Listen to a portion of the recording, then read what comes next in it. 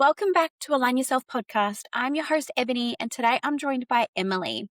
This conversation is a part of our Women of Community series, who's here to share her journey, how she overcame chronic gut issues, IBS, and SIBO, which was caused by her stressful job.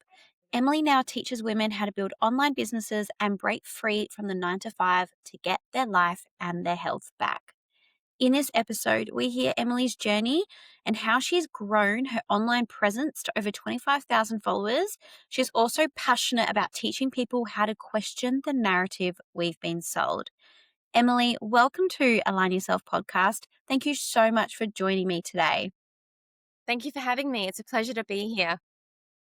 If there was one thing the person that is sitting with us today takes from this conversation, what would it be?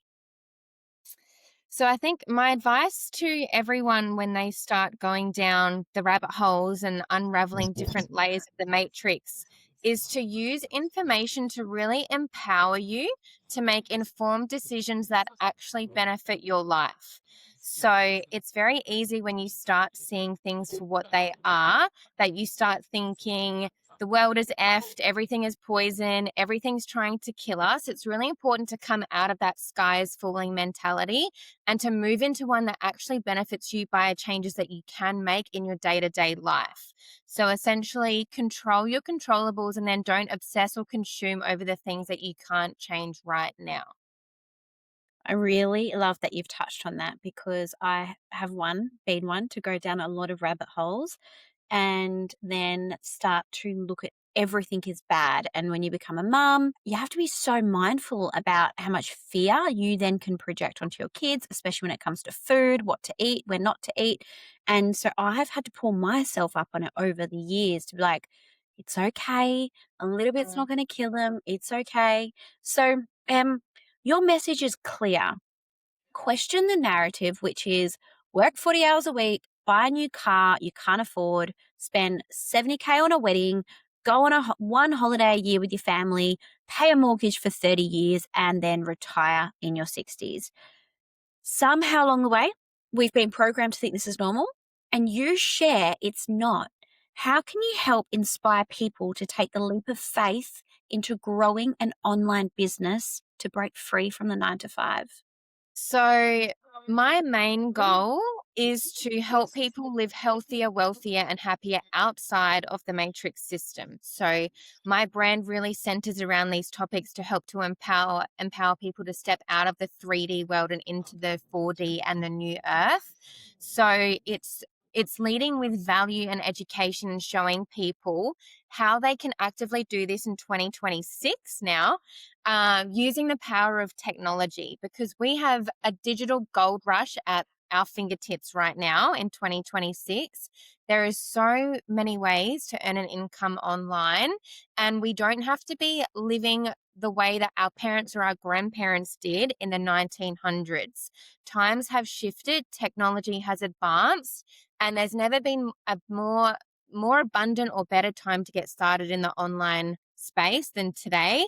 And that's what I try to show up as and share with my audience on Instagram. A topic I'm incredibly passionate about, but we're not here about me today. We're here about you. So, can you take us back to your journey? You have healed IBS, SIBO, chronic pain, brain fog. What helped you overcome all of that? And take us back to your journey of how it led you to where you are today.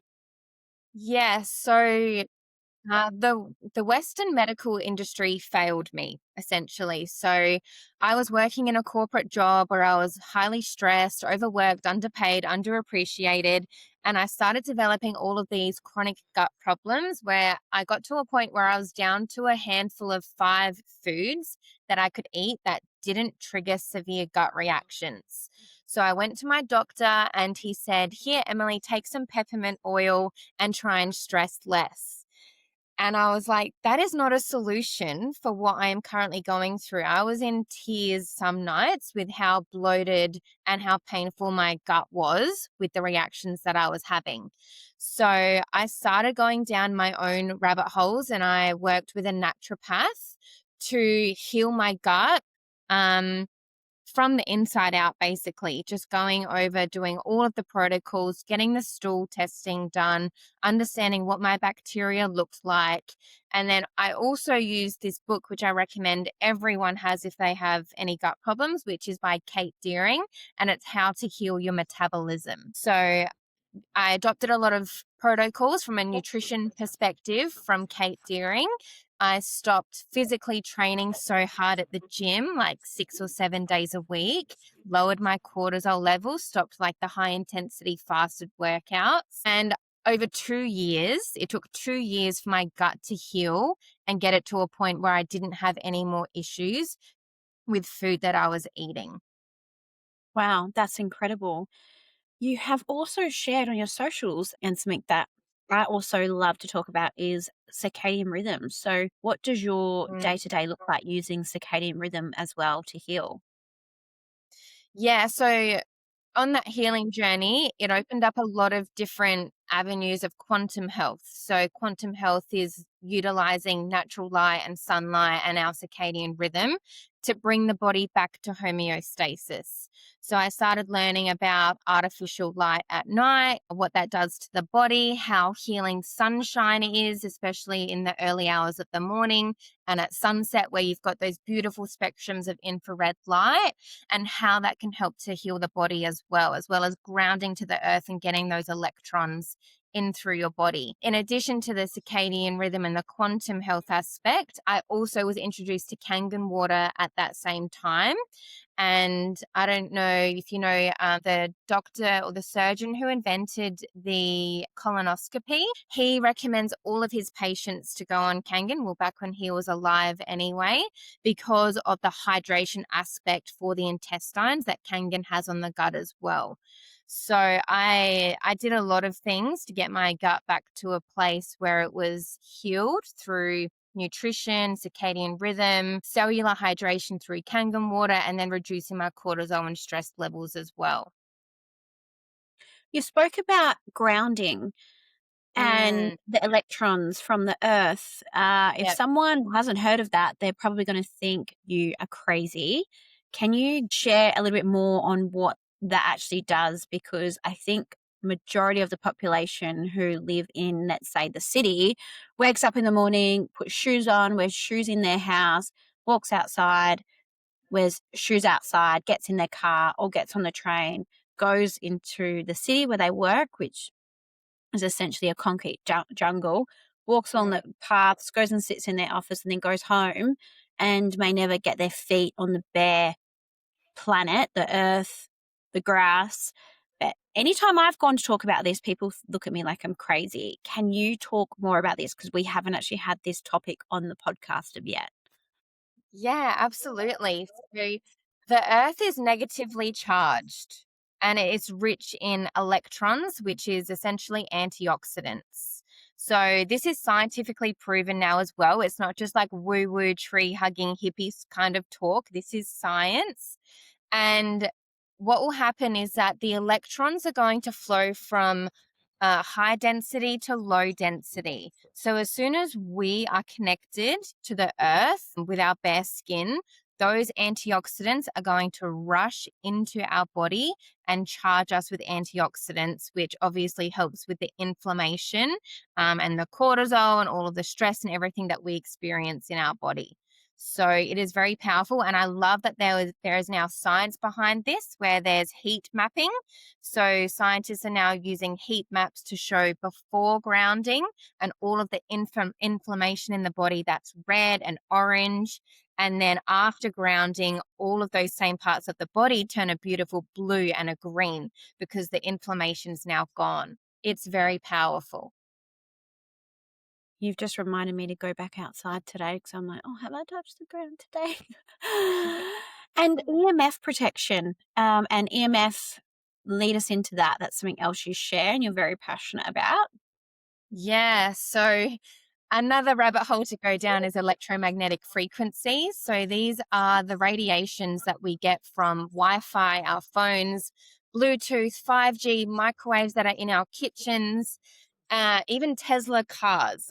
Yeah, a little skeptical on those cars. We want to avoid this radiation that we're exposed to.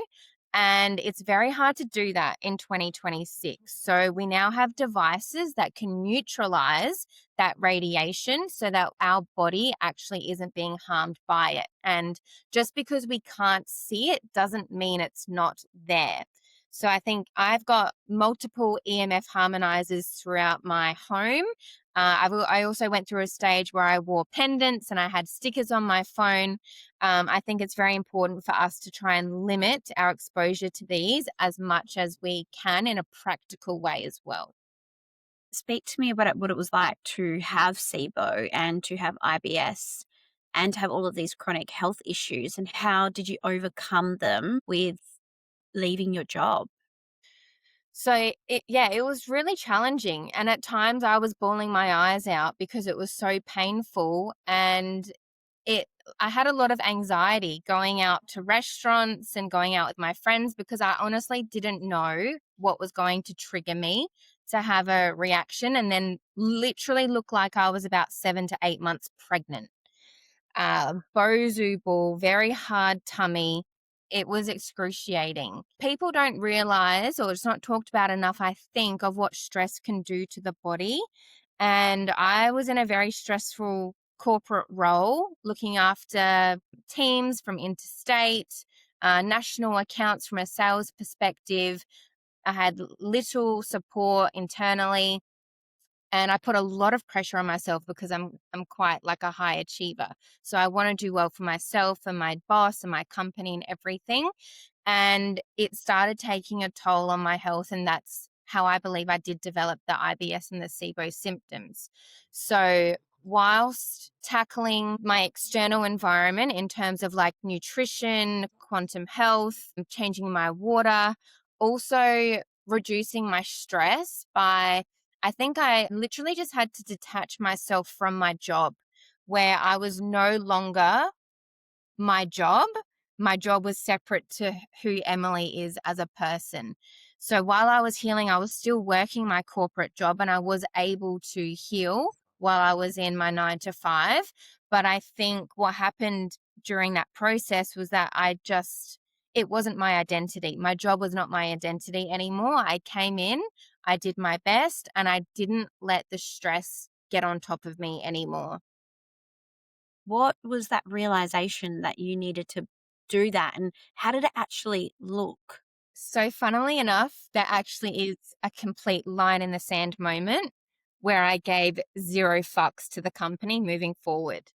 So, that was when I was living in Adelaide, my hometown, and my company at the time promised me a relocation to Brisbane in Queensland. And I was so over the moon for that opportunity because I was looking for any opportunity to leave Adelaide because it didn't align with me being there. And I loved the sunshine state of Queensland, the palm trees, the beaches, the lifestyle. It just has called me for years. So I packed up my life. I spent 4 weeks saying goodbye to family and friends. And I had my life packed up in 21 carton boxes. My car was getting put on a truck to go interstate. I had my flights booked.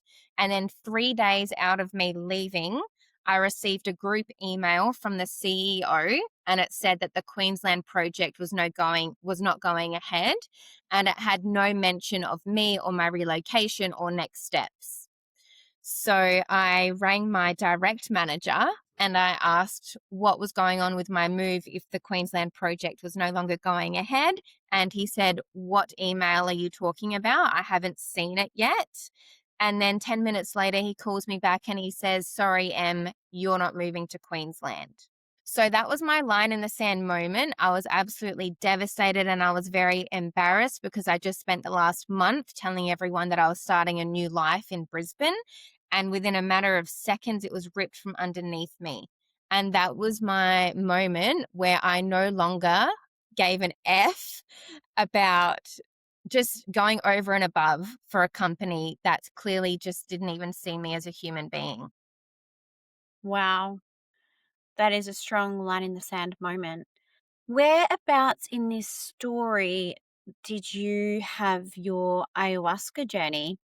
So ayahuasca, that was only 2024. So nearly going to say last year, but 2 years ago now. So I had already started my high ticket affiliate marketing business for 3 years and then did my ayahuasca in 2024 in Cusco in Peru. That has just aligned with my spiritual journey because I'm very spiritual as well. I think when you get into the world of entrepreneurship, it also just opens up your third eye and your pineal gland as well. So that just naturally was calling for me. I wasn't called to Aya from a traumatic perspective where I was going to her to heal my trauma of anything. I really wanted clarity and direction on my life because at that time, I was living in Adelaide, and also what I needed to do to get my business to the next level. And she gave me everything that I needed for me to integrate once I got home for my business to skyrocket. Wow. And when you say she, can you walk us through more in detail of what you mean when you say she? Yes. So ayahuasca is the feminine plant. So it is a her essentially. There are male cactuses and male plants like San Pedro, which are the masculine. So, commonly when you do an ayahuasca ceremony, they will have a masculine cactus either side of that, either before or after it. So you can really get the full experience of the medicines and they can access parts of you which the feminine or the masculine can't do solo. Were you scared going into this? No, I wasn't. I was very curious. I mean, I had heard a lot of stories about the purging that happens, but I did do a detox protocol where I cleansed my body for 12 to 14 days prior to the ceremony, which makes the purging a lot less. But I had done psychedelic mushrooms before, like quite deep trips. So I knew what it was like to have a psychedelic experience. So I wasn't scared, but I was very curious about what was going to happen. You have experienced the medicinal side to these plant based earth substances. How would you say that shifted your perspective about the world as we know it, going from before you experienced taking these, what some people would call drugs, Hmm. to then after? So, especially when I've done mushrooms, medicinal mushrooms, I get the full knowing that we are all one. We are one consciousness and that we all need to unite together. And I just get this overwhelming feeling of unconditional love and gratitude and appreciation for the people around me. It's the best feeling. And it just gives you that clarity that we all need to unite together. With the ayahuasca specifically, I would say it's like having a conversation with a higher consciousness. So she will show you things and direct you in ways that maybe you didn't know that you needed, or she will show you what you are asking for her to show you for your highest good, for you to get on the path that you need to be on. So for me, or I've never had like a bad trip, as what people would say. I do think it's very important for you to be in a healthy mental state before going into these things or working maybe with a practitioner if you feel like you're not in the best mental state right now. But for me, it's just given me the biggest clarity on us as a collective consciousness and what we need to do to unite and create new earth together. I think it's very important when you have ayahuasca to go to the land of herb roots in South America. I don't really agree with Australians that are doing it here in Australia because I do believe it needs to be led by a shaman who has been doing it generationally and like for hundreds of years because he will connect to Aya and you and he will guide the experience. So what happens is basically you take the medicine, so you drink the medicine, and we got told that ayahuasca is not going to work or be able to like access your body until you purge. So you have to throw up in order for Aya to be able to access you. Now, I did hear that people were going to the bathroom a lot as well. So I was a bit worried that that would be me. But because of the diet that I had, I was very clean in the lead up. I literally just threw up. And because you're fasting that day as well, it's literally just water that came up for me so effortlessly. And as soon as it was up, I started getting the visions and the hallucinations, and you lay down and there's a nurse and there's a guide and there's the shaman, and they're all making sure that you're okay and you're comfortable. So you basically just lay down, they put some blankets over the top of you, and then you just have your visions and your experience for between 5 to 6 hours, depending how long it lasts for you. And in that time at all, are you like, are you, yeah, scared or fearful or wanting to get out of it? I think I was a bit nervous taking the medicine because you just don't know what's going to come up for you. You don't know like what inner trauma you think that maybe you don't know that you have. So it's just like the unknown. But knowing that you are doing it in such a safe setting with the shaman and the nurse and then your guide as well, I felt safe going into it. So you had your line in the sand moment with your work, with your job. Mhm. They emailed you to say you're no longer going to Queensland. You've now got 21 boxes packed that you now need to unpack. And then you need to go back into work and tell everybody that you're no longer leaving. And that was your line in the sand moment where you stopped giving a fuck about your job. What led you to wanting to go into network marketing? So, 2 weeks after that incident happened, I was scrolling on Facebook and an ad popped up for me. And the ad said, "Would you quit your job to travel full time?" So that for me, as soon as I read it, I said, fuck yes, get me out of this corporate job. I will do anything. I'm not going to be here until I'm 67 years old. So I clicked on the ad, I went through the training, and that's when I learned that it was the Enagic opportunity. And as soon as I saw it, I loved it. And I knew that that was going to be my golden ticket out of the corporate world. So from there, I worked my job and my Enagic business for 2 years before I quit my corporate job.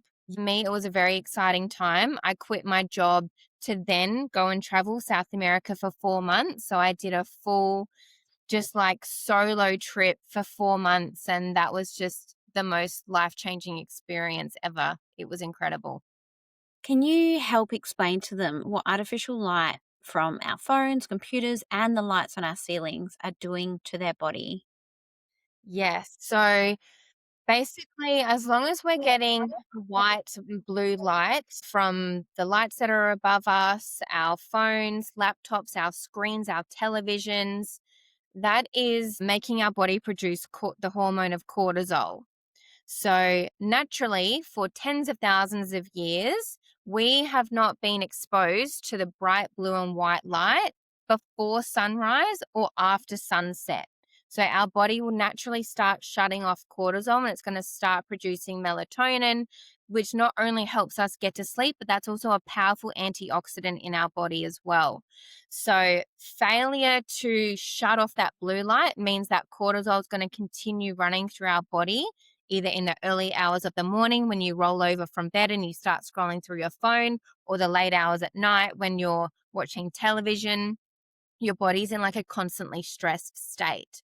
And stress on the body can lead to so many different health problems with the inflammation that it causes. So it's been linked to cancer, diabetes, like different types of arthritis, like all of the different inflammation diseases that we have now because of this high exposure to artificial blue light.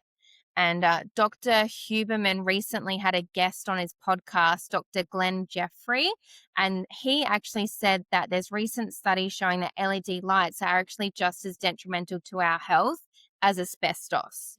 So it's a pretty big deal.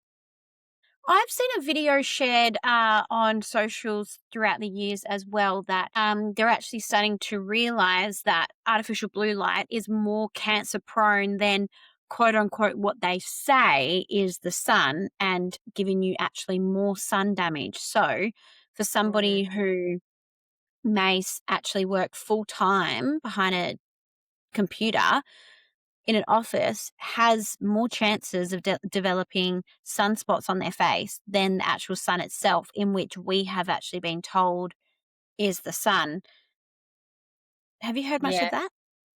I have seen studies with that as well, which is crazy to think. I mean, the sun's been demonized so incorrectly. And it's so unfair for this fear that's been brought into people to slip, slop, and slap and put on all of this toxic sunscreen and to wear sunglasses and to block the natural communication and wavelengths of light, which is actually just making us a lot sicker. So, when you say it blocks the communication, you're speaking about when you wear sunglasses, your eyes are no longer able to communicate with light. Yes. So Okay. when you are receiving that proper UV wavelength of light through your eyes, that tells your body that you are outside, and your body's going to produce melanin, I believe it is, which is like a natural sunscreen protectant. So when we put on our polarized sunglasses, that actually blocks the communication from getting in. Your body technically doesn't know that you are outside, and it means that it's not going to produce that, and you're going to increase your likelihood of getting sunburned. Yeah, wow. I have gone through this. I've heard about this over the years and I stopped wearing sunscreen for quite some time. But I'm sorry, sunglasses for quite some time. And then I have found like I'm starting to wear them again if I'm like getting a certain pair of sunglasses just to go with an outfit or just to make sure I'm not constantly scrunching my forehead because now I'm concerned about my wrinkles as well. So now I have to make sure that I'm being mindful of how often I'm wearing sunnies because you can easily slip them back into your outfit or just into life without having that realization of how much it affects the natural being of our body. Yeah, 100%. And like I do know that there are times and places where sunglasses are needed. Like if people are on boats in the ocean and like it's very reflective and they're having to squint a lot, or even if you're like in the car, open road, you're not if you're not directly in the sun, it's not going to have a negative impact on you. But if you are directly in the sun and you've got sunglasses on, just be prepared to get a lot more sunburn than what you would if you didn't have them on. Yeah, right. I've even heard that about seed oils. Like if you were to have a high seed oil diet, which is high in omega 6s, you're also going to be more prone to getting sunburn, as opposed to if you have a high omega 3 diet, which is no seed oils and more animal fats, you're also going to have a lesser chance of being sunburned because those oils are going to sit in your skin and it's not going to burn as easy. And therefore, it will also reduce your quote unquote skin cancer rate of the chance of you getting skin cancer, a lot is come back to your diet as well. Have you heard much about that? Yes, I've seen those studies saying those exact same things as well, because the omega-6 fats, they oxidize in our body. So the oxidation process makes us more prone to sunburn. Yeah, right. I didn't know how the actual process worked, but I have known that I've seen even with my babies. So I try get them in the sun without any sunscreen or protection for as long as I can before I then might put long sleeves on them or their hats and then the last case scenario would be sunscreen if I'm out in the sun for that longer time where they would get burnt. I have also given them like a tablespoon of cod liver oil or yeah, I'll be mindful of making sure that they've had lots of ghee in their breakfast. Or if they have gotten burnt, or even if my friends have gotten burnt, I'm the person that I'm like, all right, come here. If you've gotten burnt, like have some cod liver oil, have some oils because it's going to help lubricate the body from. This is my terminology. You a lot more sciencey than me, but I'm like, no, it will help your skin recover quicker. Yeah, that's great. And I've heard tallow actually is really great as well for sunburns, putting tallow on afterwards too. Yeah, I've heard that too.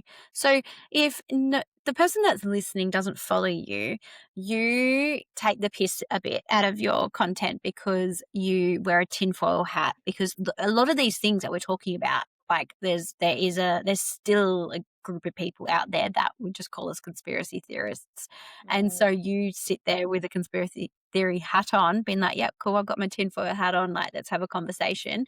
I want to hear your thoughts on climate change.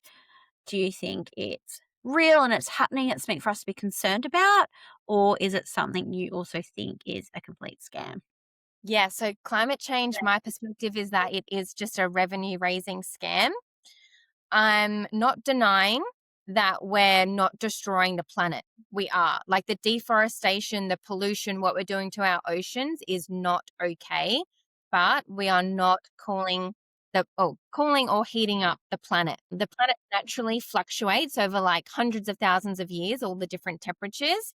And I just believe that they've put this together so they can tax companies and to start taxing us in society, just basically for more money, more profit.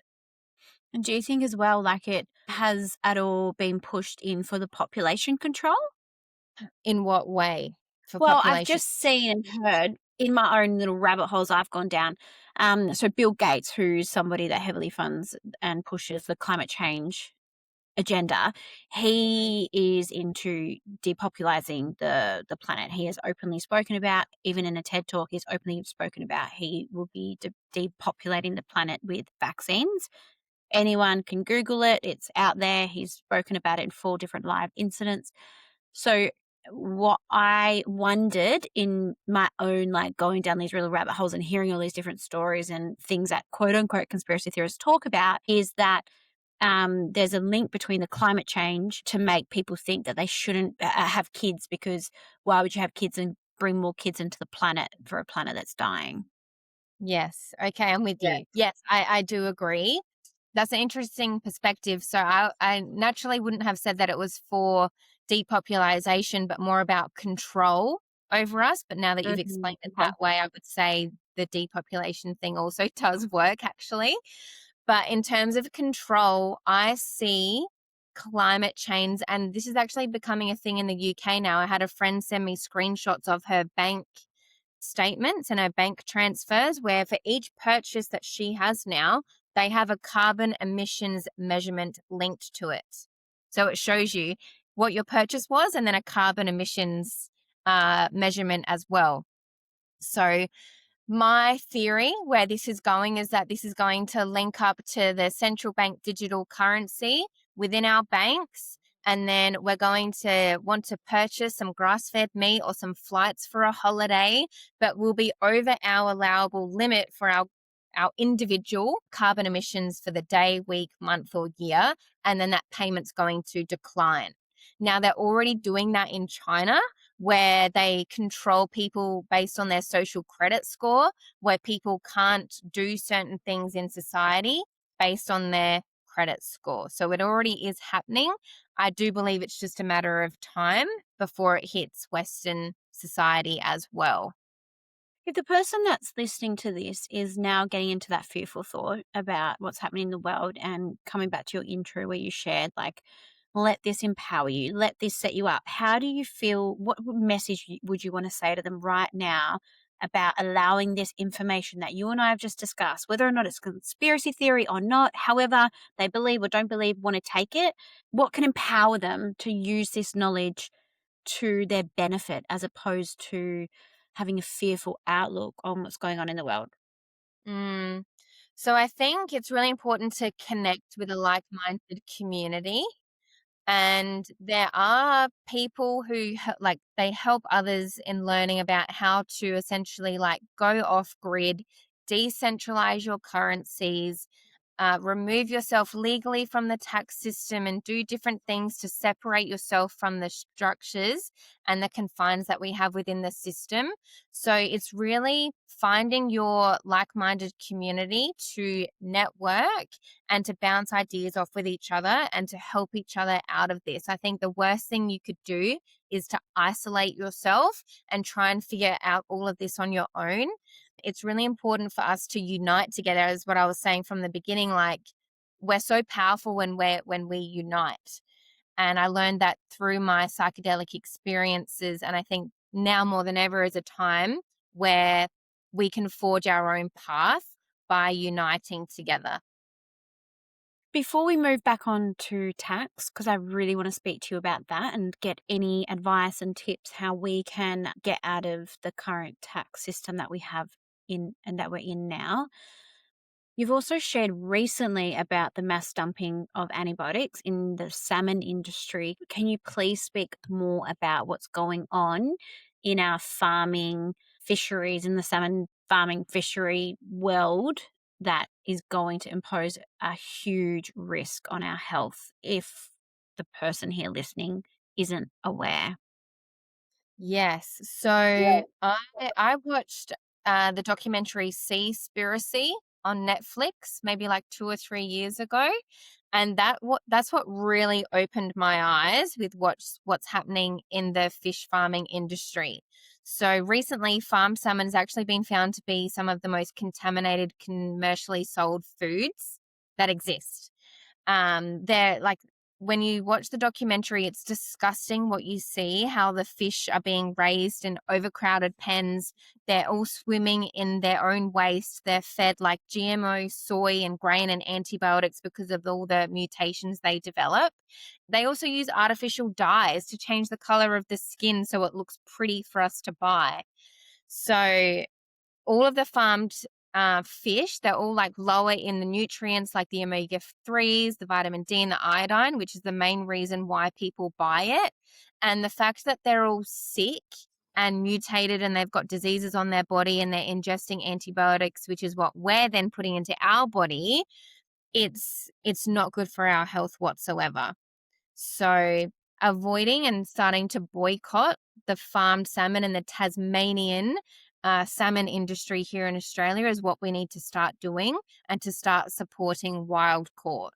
We have a local company called Fisho. So anyone listening that's in WA near me, Fisho's, when you go there, they actually I went there and I was asking if they had any wild caught salmon, and they even described to me that the only wild caught salmon that they have is from you can choose between Norway or Atlantic. Alaska? I'm not going to say it was. Oh, this is quite a while ago, but it was definitely Norway. So if anyone that is listening, they Fishers sell it. No other places that in my area sell wild caught salmon. It's actually incredibly difficult to source, and you have to really make sure that you ask not just the worker, but they make sure that they ask their boss too, because there's been so many different, like if you just go into the fish show market that's inside like a forum, for example, and it's next to Coles, like those butchery looking places that have all the fish in the windows. If you just say you just ask an employer, like, oh, where's this caught from? They actually most of the time never know, and make sure you ask them, okay, well, can you ask your boss? Like, I need to know, is this farmed or is it wild? And if so, where from? Because from my research with what Fishers has said to me, who's in the industry, they've said don't trust anyone. You can only get wild caught salmon from these two places. And that second one, I can't remember. I think it was like it started with A, I swear, but there's definitely Norway was the other one. That's very good to know. The place that I was getting mine was Butcher Crowd. So Butcher Crowd, they deliver frozen salmon to your door. They're Australian wide. I will have to double check the location of where they source their salmon from, but I know that they are wild caught salmon. So they're a good one to use as well. Yeah, cool, incredible. Because I think it's so important that we continue to share with our listeners that you don't have to give up everything. It's just about making more questions, especially when it comes to meat, making sure you know where you're sourcing your meat from too, because whilst we're not going to go into the meat conversation today, that's also another huge one that within my own research, even is it bovine, bov, bovia? Bovine. They- That's it, that they started feeding cattle to bring down their carbon. What? Yes. Yeah, Yeah, to make them stop farting. for their carbon Right, emission. yeah, which is incredibly detrimental to testosterone in men, and it can reduce your sperm count, and already we're a race that's becoming more and more infertile every day. That is just something that everyone needs to also just to be mindful of. Just to, I get it. Sometimes we do just need to go to Coles and Woolies and get some meat because we're just on the go. We might go to friends' houses or we might, but it's all about those things that we're doing every day that just be mindful of, and knowing where you're sourcing your meat from and going direct to the farmer and supporting straight from the farm, making sure it's all grass fed. And yeah, you have researched the Australian guidelines for pesticides that are being sprayed on our produce. And what you have found, and I've learned from you, is that in Australia, compared to, say, the UK, we have like 10 to 100 times more pesticides being sprayed on our fruit. Can we talk about that? And I'd love to hear your advice. Yeah, so the guidelines for the allowable limits on pesticides in Australia is disgusting. So some of the allowable limits are actually more than 200 times the amount of pesticides that can be used in the UK. And we even use substances that are banned in other parts of the world, like the UK and Europe and the US, due to their proven implications on human health. That's wild.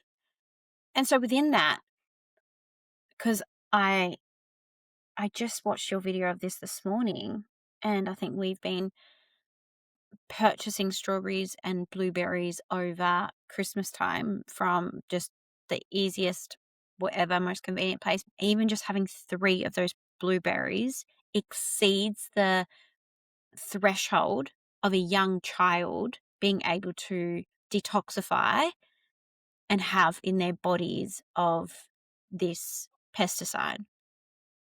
Yeah, so that was in the dimethoate study that they did on the Australian berries. And so the dimethoate, that's a neurotoxin that's used to combat the fruit fly, and it's been shown to be toxic to the human nervous system. So not only that, but it's also been classified by the EPA as a possible human carcinogen, and it was banned in the EU in 2019. So what they found on the Australian berries is the allowable limit was reached by like a 20-kilo child was only by eating between 13 to 20 blueberries. So like about a couple of handfuls for them. And then you have to think, well, if that's just the blueberries, what other fruits are they eating during the day, or other vegetables that's also got pesticides on it? And like, what are the toxins that's going into my child's body?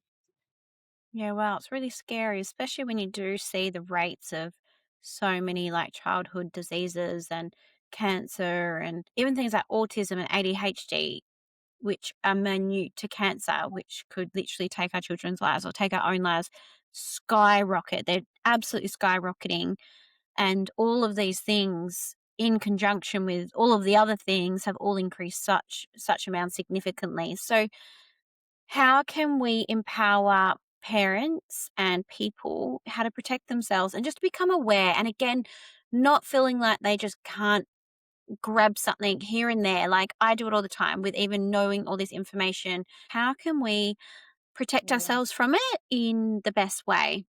Yeah, so I do agree. Like sometimes we do need convenience, but if you can 80% of the time plan ahead, and you can, as you were saying before, go to a local grower, find some local farmers markets and have a chat to them and see what chemicals and substances they're using. Because here in Queensland, we are very fortunate.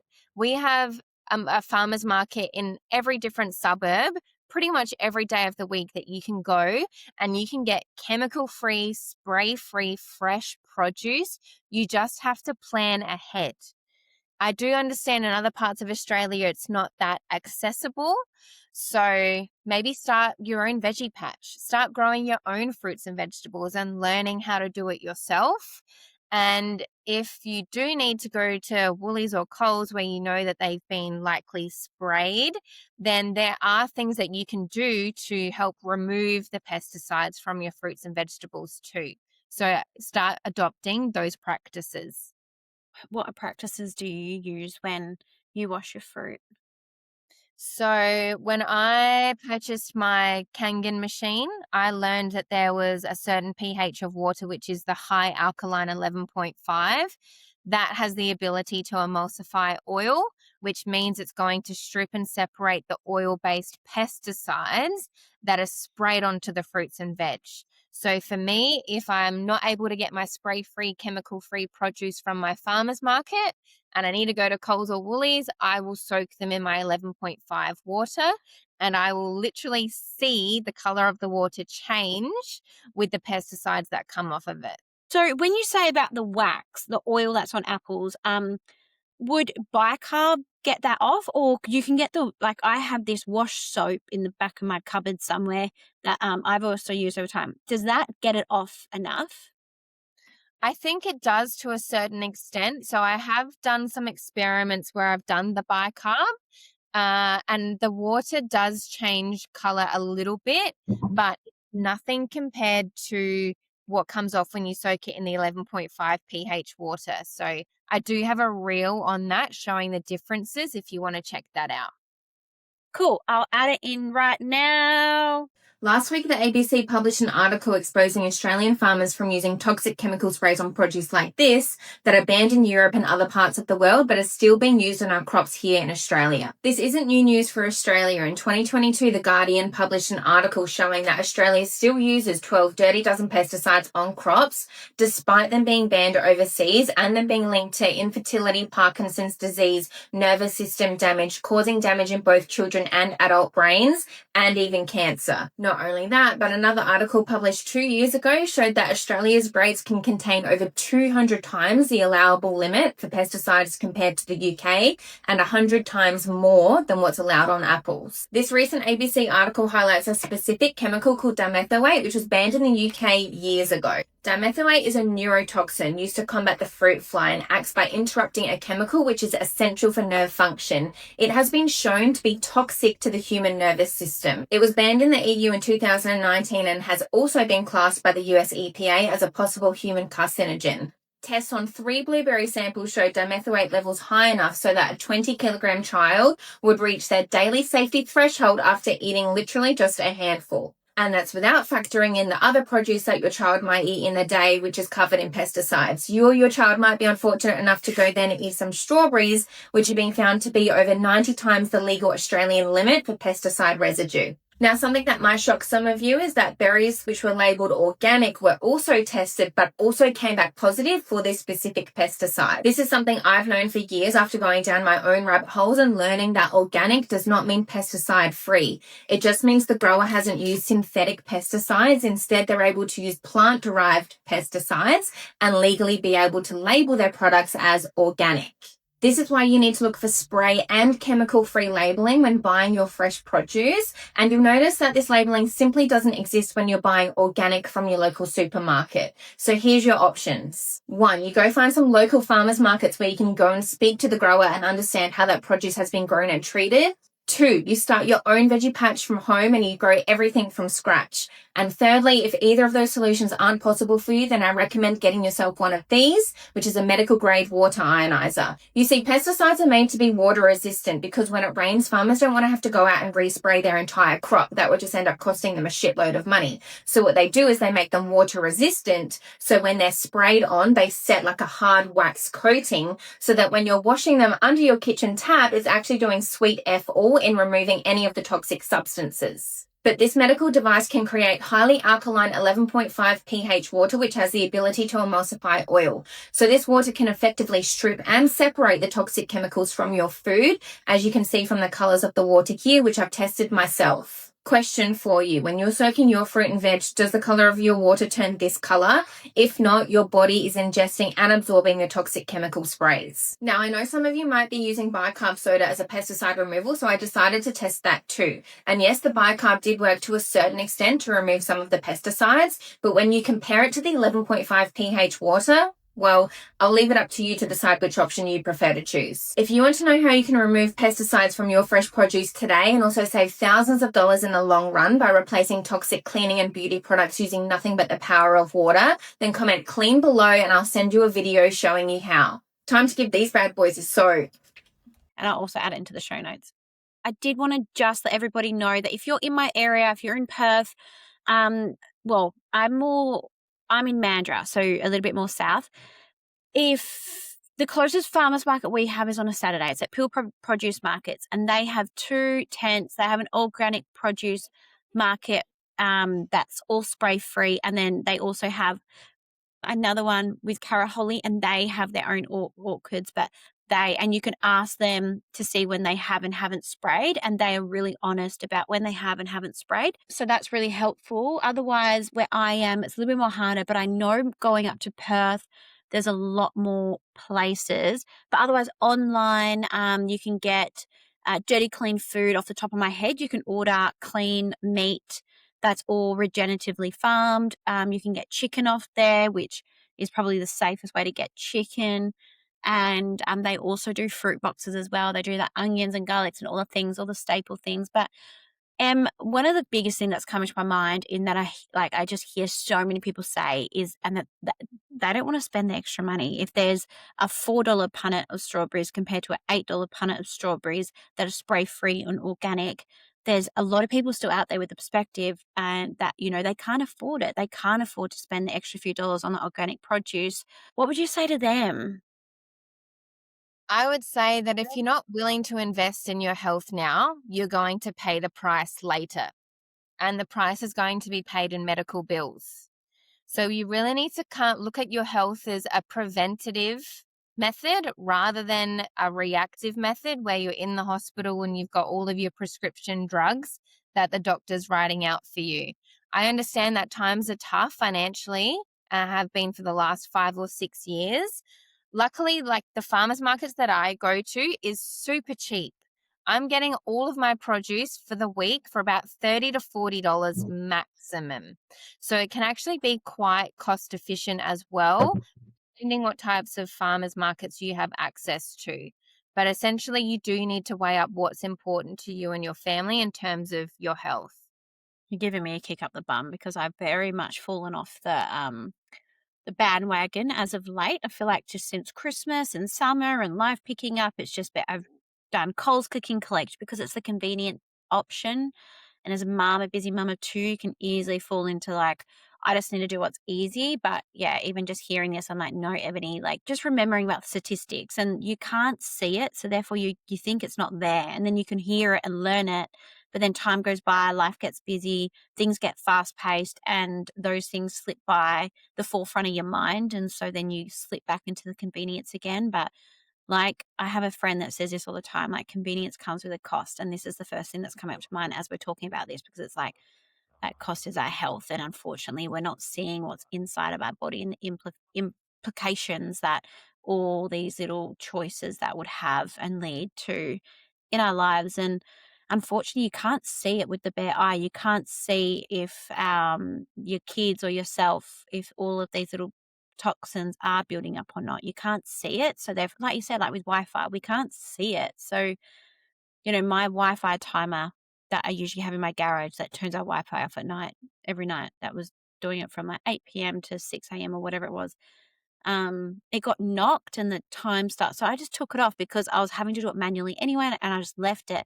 And again, it's just that reminder. I'm like, just because we can't see that the Wi-Fi is doing damage to our health, it doesn't mean it's not there. And there's been so much studies to show that the most amount of things that's opposing on our health are all things we can't see. So yeah, definitely just getting a kick up the bum, even just having this conversation. But I'd really love to circle back now. And you mentioned about tax.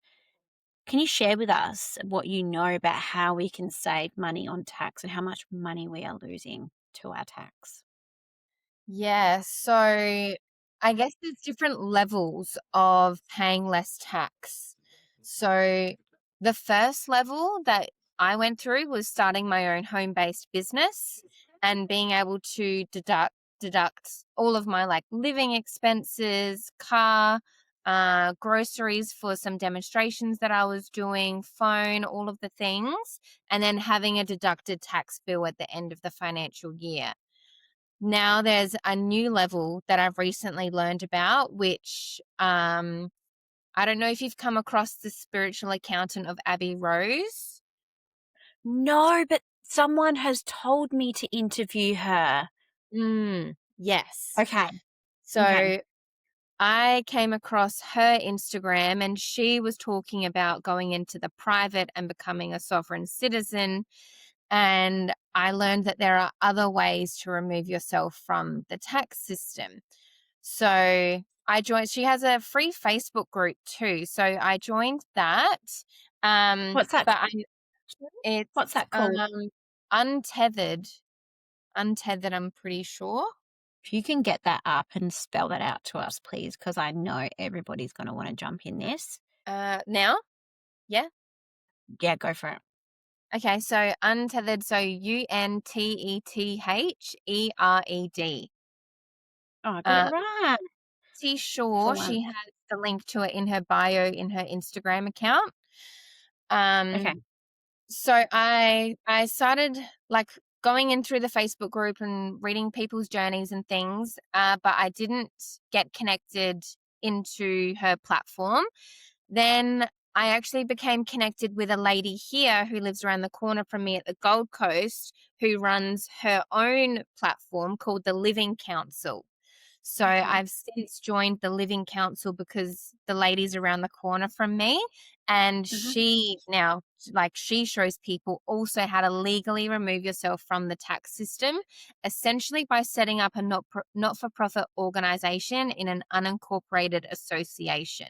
Add it to my list of things to do. Not-for-profit organization. I have seen one of my someone I follow on Instagram, Tay's Way, who's like a quote unquote crunchy mum. Like she's like the OG crunchy mum that has been like raising her kids unvaccinated for a long time. I know that she has done an organization, but I haven't yet got her on the show to ask her how she set it up and why and how they go around that. So, not for profit organization. So this course will then teach people how to be able to do this. All these people. Yes, Okay. legally as well. Like you Okay. actually have to go into the bank and the bank signs all of your papers. You dot your I's, you cross your T's, you have everything complete legitimate. So it is untouchable. Mm, exciting. This is really exciting. What more can you touch on with that? Not a whole lot at the moment because I haven't yet started going through the process myself, but I will be sharing these things with my audience as I am going through the process. And one of my friends has actually just successfully done it himself using like partnering with Abby Rose's team. So this is Abby Rose, and she is an accountant who teaches people how to do this. Yeah, I think well, ex-accountant now technically. Yeah. Yes, okay, of course, Yeah. because what person inside the system and attached to the government can help anyone break free from the government.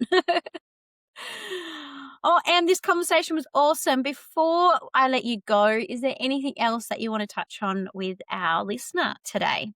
I think it's just the power of one decision that you have, the small moments in the day to buy the organic or to turn your Wi-Fi off at night. It's all like the little one percenters that you can build to really help yourself live like a healthier lifestyle, and learning about all of these things that you can take on to like have an empowered life where you feel like you are in control and that you are doing the best for you and your family. As I said, like in the beginning, like don't get so overwhelmed with everything. Don't feel like you have to change everything at once. It's all about the small changes, and it is a journey. You do need to make small changes as you go and just make it, yeah, do everything in manageable steps. That would be my advice. I do have one last question for you. Mm-hmm. I have shared that I'm also investing in this water machine, the Kangen water machine. Are you able to share with both myself and the person listening what is the benefits for your health? This sort of water and what it's ionized water, right? So, what is it, and what benefits does it have on our health? Yeah, so the ionized water is also scientifically known as electrolyzed reduced water. So, what happens in the machine is that it electrically shocks the water. Like, if you were to think of a body of water out in nature and a lightning bolt coming down and striking that water, That's exactly what's happening in the Kangen machine. So what that does is it creates microclustered water molecules that are 6 to 12 times more hydrating than regular water, that can cross the blood-brain barrier and the organs in your body. So instead of the water just floating around in your stomach and waiting to pass through, because of the microclustered nature of the water molecules, they can actually access the cells of your body. So from a hydration perspective, it's a much more efficient way of, I guess, hydrating your cells than regular water. The second thing is the molecular hydrogen that's created.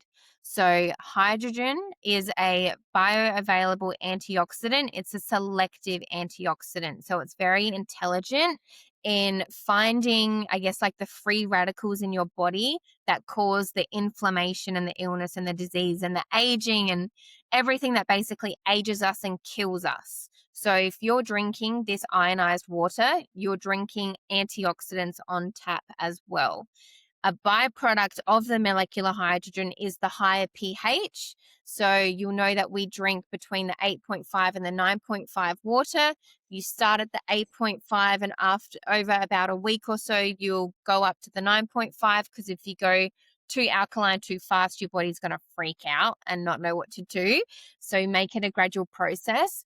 But by drinking the higher alkaline water as well, having more of an alkaline state, we're flushing out the toxins and the acidity that's in our body that also leads to illness and disease. So there's a myriad of benefits of drinking this water over regular filtered, like reverse osmosis or very highly filtered waters. Can you walk me through in more detail about the process of slowly introducing alkalized water to your body? As I mentioned, we start at 8.5 pH, and then Yeah. after 3 or so days, if you're not having any more like negative symptoms, so like gut aches or headaches can be quite common as your body is flushing out and detoxifying the toxins that's in your body. You move up to the 9, have that for a few days, and then after that you can be on the 9.5. So that would be the Okay. slow integration process that you do. So you'd get to the 9.5. And if you went on holiday, would you, and you get, say, and you didn't have your machine with you and you got back, or you didn't have your cane of water with you and you came back, would you then go back to the 8.5 and then slowly build up again? Yeah, I would recommend that too, depending how long you've been away for. If it's about a week or two, I probably wouldn't bother, but anything over a month, I would start at the lower end and work your way up. Okay, cool. And um what's some things that people should expect to see in terms of benefits of drinking this sort of water over a long period of time? That's a really good question. So I explained that this water is like an adaptogenic water. So the benefits that you receive is going to be your individual experience based on the symptoms that you have. So for me, I had like a lot of chronic gut issues. I didn't have regular bowel movements. So that was one of the first things that I really noticed for me. And also not having the sloshiness of water around in my stomach when I was at the gym or working out. Previously, when I'd been drinking a lot of water and doing like high intensity workouts, I could hear the water sloshing around in my stomach. And with this water, it absorbs into the cells of your body where there's no sloshing, no bloating, or anything like that. Other people, they say that they have enhanced sleep, they've got more energy, their headaches go away, their migraines go away. It really does depend on where your body needs to return to homeostasis with what you are going to experience with the water. So there's over about 100 uses for the different types of water that you can get out of your machine depending on the pH that you select on the screen. So in addition, like with the 11.5, in addition to pesticide removal, because it is a degreaser and it emulsifies oil, it's also a really effective laundry detergent that you can use with some essential oils. You can use it as an oven cleaner. Um, you can use it as a foot soak. And there also are testimonials of people using it as a cancer healing protocol because it is so like super alkaline as well. So in addition to the 11.5, you've got super acidic, which is a 2.5 pH. That's a hypochlorous acid. Now, the really special thing about hypochlorous acid is that it's 80 to 120 times stronger than bleach at disinfecting and killing bacteria. However, we produce hypochlorous acid in our white blood cells. So we can actually spray this on our skin and drink it and put it in our mouth, and it's not going to kill us like what would happen if we were to do that with bleach. So you can use the 2.5 as a hand sanitizer. You can use it as a deodorant because it's a really effective deodorizer. People use it as a mouthwash, gargle, and a teeth whitener. Some people will shot like a tiny little shot glass if they can feel that they're getting a little throat sore or like cold and flu symptoms as well. That can all help to kill the bacteria. And then, yeah. Wow. So there's so many, I could go on. Yeah, there's lots of uses. Amazing.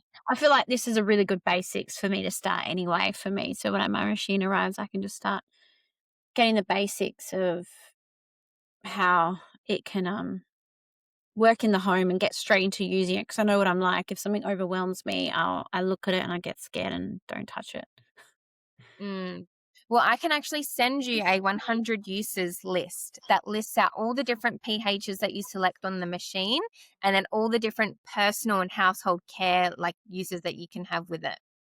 Oh, I love that. Thank you so much. Well, this is our time coming to an end. Thank you so much, Em. Where can people find you if they want to follow you on socials? Yes, so my Instagram is Emily Lenore Official, and that is the main platform that I hang out at. So please have fun. I have a tinfoiler highlight for you to get some popcorn out and listen to some of my conspiracy theories. And I always say, please don't hesitate to send me a message, ask me a question about anything. I'll be more than happy to help. Thank you so much for being here on Align Yourself podcast, and I'll see you next week.